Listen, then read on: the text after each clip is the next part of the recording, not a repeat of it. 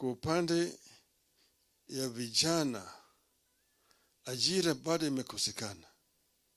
Na vijana wanahangaishwa hapa na pale. Eneo zingine kwa mfano mkoa wa kati, eneo hii ya mlima huko, vijana wanahangaishwa hapa na pale, ati wanaingia katika mambo ya ulevi. Vijana wanashikwa, wanapigwa, wanawekwa ndani.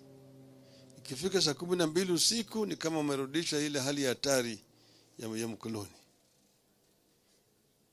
Na sisi tunasema hakuna kijana yeyote ambaye angependa kuingia kwa mambo ya ulevi bure.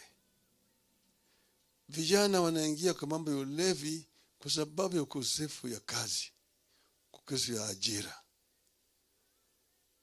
Sasa wewe unaadhibu mtu na hujampatia namna.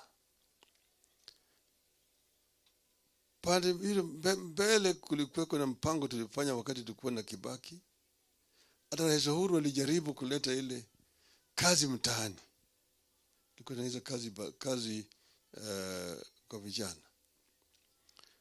Kama ungeweza kupatia vijana ajira, vijana hawezi kushughulikia mambo hii ya ulevi na kadhalika. Lakini vijana wanahangaishwa kwa sababu ya ukosefu ya kazi.